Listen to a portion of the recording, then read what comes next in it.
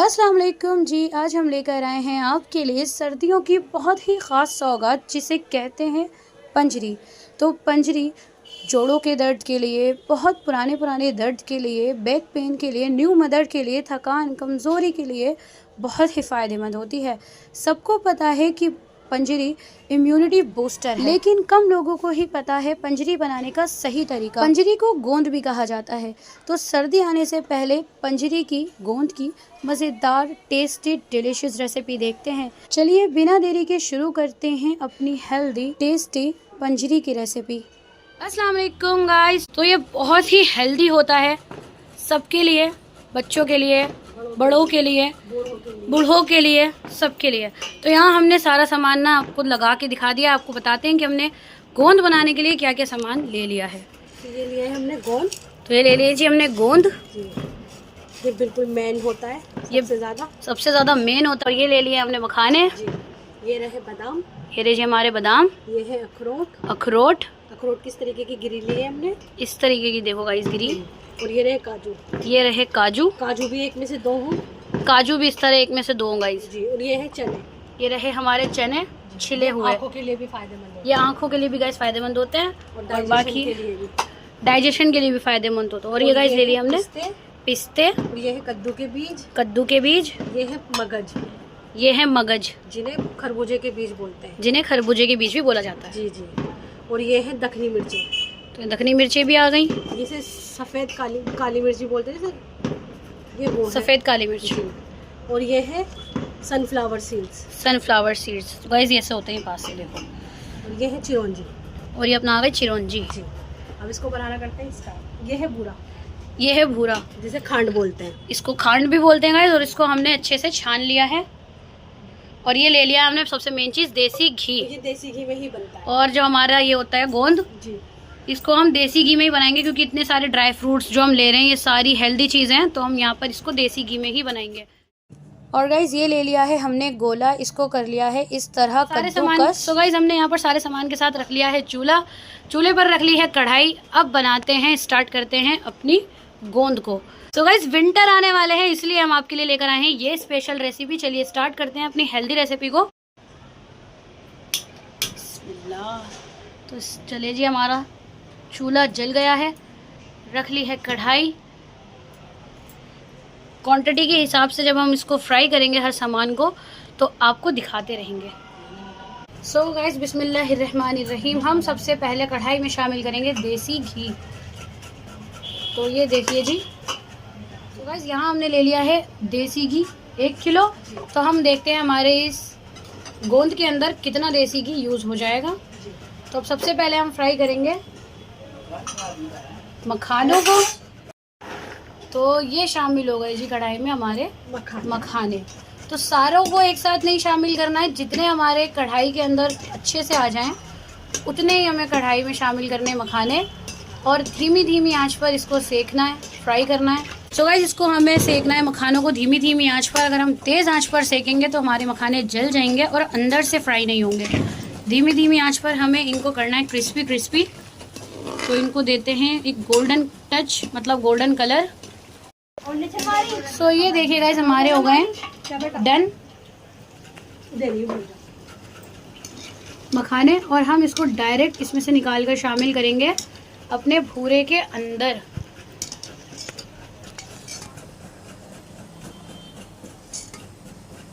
इस तरीके से गाइस जी। अब और भी बचे हुए स्टेप बाय स्टेप हम सारे फ्राई करेंगे धीमी आंच पर ही।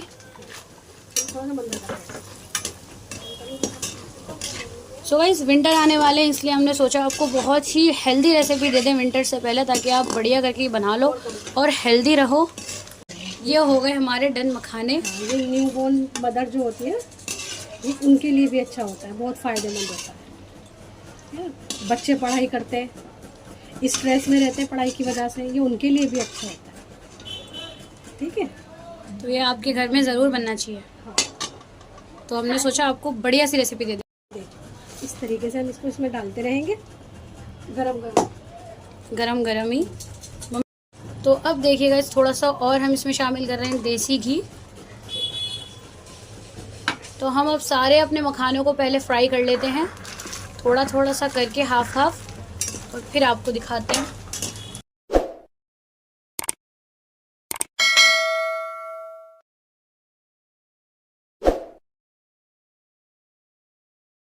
सो गाइज़, यहाँ पर हमने सिल का पत्थर ले लिया है। अब इसको इस तरह हम क्रश कर रहे हैं हाथों से, मखानों को भूरे के अंदर। यहाँ पर मम्मा ने प्लेट के अंदर नहीं निकाला था मखानों को, क्योंकि अगर हम प्लेट के अंदर करके मखानों को क्रश करेंगे, उससे देसी घी जिसमें हमने डीप फ्राई करा है इन मखानों को, वो प्लेट में आएगा। इससे अच्छा तरीका यही है कि मखानों को डायरेक्ट हम भूरे में शामिल करें और इसको ही डायरेक्ट क्रश कर लें। तो यहाँ पर बड़े बड़े जो हमारे मखाने होते हैं वो मुंह में आकर अच्छे नहीं लगते हैं, तो इसको इस तरह हम क्रश कर लेंगे। इससे बहुत ही अच्छा फ्लेवर आएगा आपके इस गोंद के अंदर। तो ये देखें, बढ़िया करके हमने क्रश कर लिए हैं। सो गाइज़, अब हम कढ़ाई में शामिल करेंगे देसी घी के अंदर गोंद को। तो हाफ़ यहाँ पर हम गोंद ले रहे हैं, बिल्कुल थोड़ी सी, क्योंकि गोंद अभी होगी डबल। और इस स्टेज पर गोंद को बहुत अच्छे से डीप फ्राई करना होता है, क्योंकि गोंद अंदर से कच्ची रह जाती है। अगर गोंद यहाँ पर आपकी कच्ची रह गई तो खाते टाइम दांतों में चिपकती है, वो बिल्कुल भी अच्छी नहीं लगती है। तो इस टाइम पर आपको थोड़ी थोड़ी सी गोंद लेनी है और बिल्कुल धीमी आंच पे बढ़िया करके गोंद को फ्राई करना है। और आप देख ही सकते हैं कि जिस तरह मम्मा यहाँ पर फ्राई कर रही हैं, तो गोंद पॉपकॉर्न की तरह फूल रही है और वाइट होती जा रही है, और क्वांटिटी में भी डबल से ज़्यादा होती जा रही है। तो यहाँ पर इस तरह अच्छे से करना है गोंद को फ्राई। तो यहाँ पर हमारी गोंद भी हो गई है डन। अब इसको भी डायरेक्ट शामिल करेंगे भूरे के अंदर।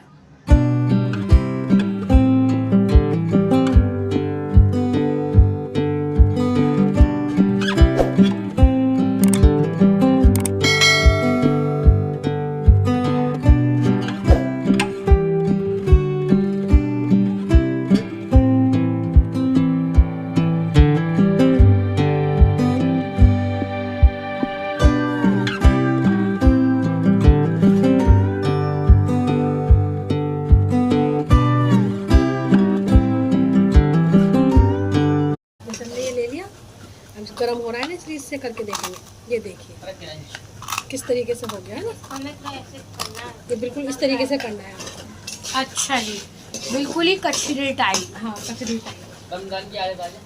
और अब इसको साफ कर लेंगे गोंद को। ये तो डाल दिया, सारा गोंद हो गया हमारा डन, ठीक है ना। और इसमें ज़रा सा भी घी नहीं है। अब हम इसमें नया ताज़ा घी शामिल करेंगे कढ़ाई में।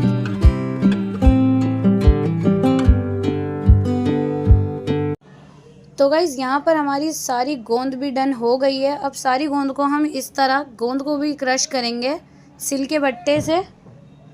तो बढ़िया करके यहाँ पर गोंद भी क्रश हो गई है। ये डालेंगे सब बना।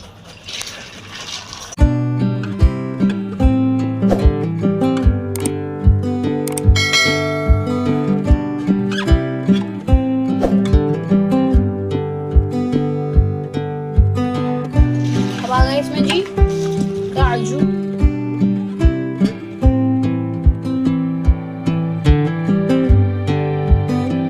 यहाँ गाइस जो हमने बादाम प्लेट में थोड़े ठंडे किए थे, अब हम मिक्सर ग्राइंडर में उनको शामिल करेंगे और बादामों को कर लेंगे थोड़ा सा मिक्सर ग्राइंडर में क्रश। तो ये देखिए गाइस, जिस तरह करने हैं हमें बादाम को क्रश।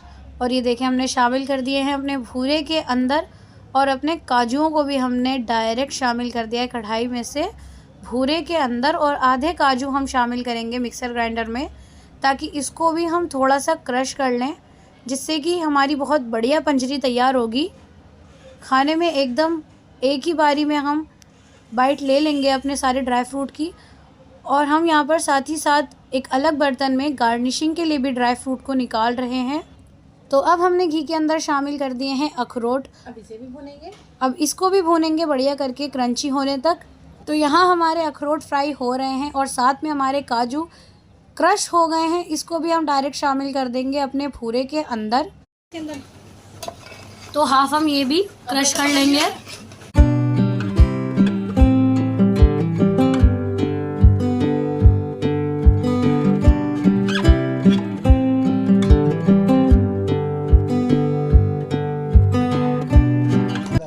अब हम कढ़ाई में शामिल करेंगे पिस्ते, और पिस्तों को भी करेंगे अच्छे से फ्राई।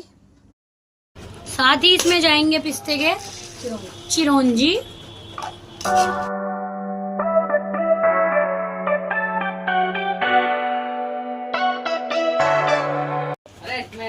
ये रहे हमारे अखरोट। क्रश अखरोट के बाद हम इसमें शामिल करेंगे डायरेक्ट पिस्ते और चिरौंजी।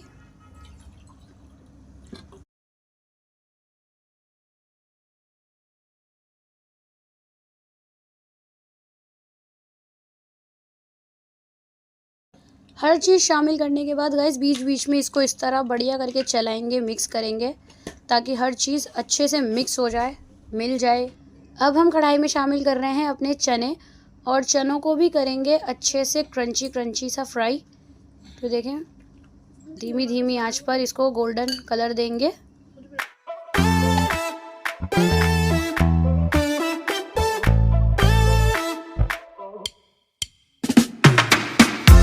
तो ये देखिए गाइस हमारे चने भी हो गए हल्की हल्की से गोल्डन।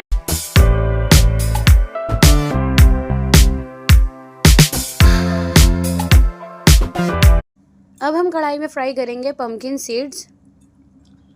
और गाइस यहाँ पर आप जितनी क्वांटिटी चाहो कम ज़्यादा कर सकते हो। पम्पकिन सीड्स के बाद हम इसमें शामिल करेंगे सनफ्लावर सीड्स। अब इनको भी मिला रही मम्मा अच्छे से और कर रही हैं फ्राई।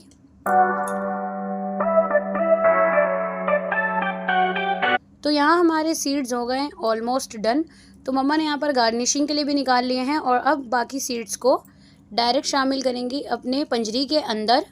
तो अब चने जो हमारे अच्छे से क्रंची क्रंची हो गए हैं, इन चनों को भी मिक्सर ग्राइंडर में शामिल करेंगे और इनका एक फाइन पाउडर बना लेंगे।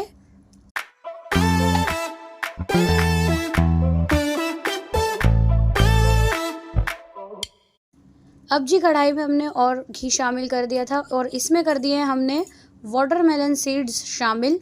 अब इनको भी करेंगे फ्राई। वाटरमेलन सीड्स गाइस जिसको पांचों मगज भी कहा जाता है, इसको आप धीमी आंच पर ही फ्राई कीजिएगा। अगर आप इसको तेज़ आंच पर फ्राई करोगे तो ये फूटेंगे पॉपकॉर्न की तरह और बाहर आएंगे।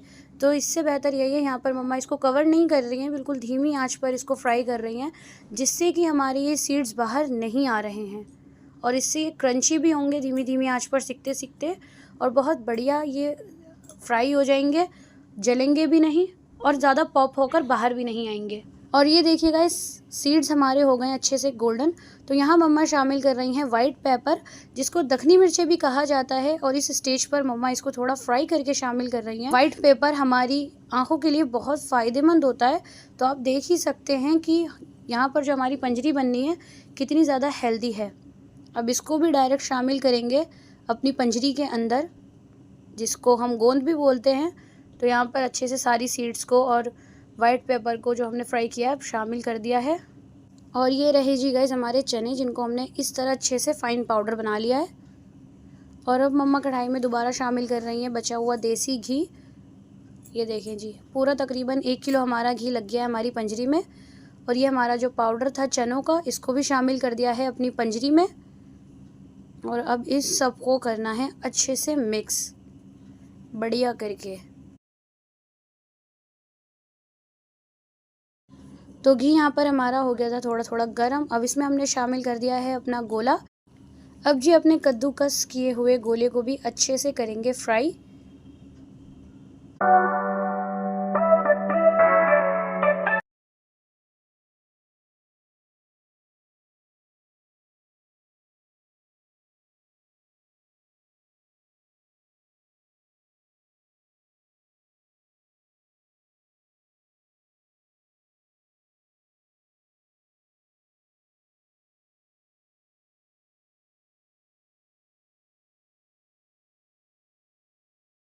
तो गोला भी यहाँ पर हमारा हो गया है डन। तो अब इसको भी डायरेक्ट शामिल करेंगे पंजरी में और करते रहेंगे अच्छे से मिक्स। ये देखिए जी तो यहाँ पर हमने थोड़ा ज़्यादा क्वांटिटी में बनाई है पंजरी क्योंकि इसे आप स्टोर करके बहुत टाइम तक खा सकते हो। मतलब आप इसको सर्दी आने से पहले बना लो और फिर पूरी सर्दी इसके मज़े लो।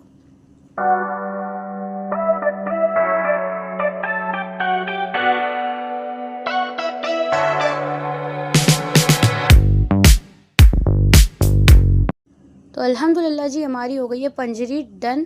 तो यहाँ पर मम्मा इसको सर्व कर रही हैं एक बाउल में और अब कर रहे हैं इससे गार्निश। तो चलिए जी इसको गार्निश करते हैं बढ़िया करके और फिर आपको दिखाते हैं अपनी पंजरी। तो ये देखिए जी गाइस, हमारी शानदार सी पंजरी हो गई है रेडी, जो देखने में भी लग रही है खूबसूरत। आपको कैसी लग रही है कमेंट कर ज़रूर बताइएगा। ये बहुत ही हेल्दी है। आज की वीडियो का इख्तिताम बस यहीं पर करते हैं। आप हमें ज़रूर फीडबैक दीजिएगा गाइस, अपने घर में ज़रूर बनाइएगा। ये बहुत हेल्दी रेसिपी है। अगर आप चैनल पर नए हो तो चैनल को लाजमी सब्सक्राइब भी कर लीजिएगा। वीडियो पसंद आई हो तो वीडियो को लाजमी लाइक भी कर दीजिएगा। मिलते हैं ऐसी किसी मज़ेदार रेसिपी के साथ। जब तक टेक केयर, बाय बाय, अल्लाह हाफिज़।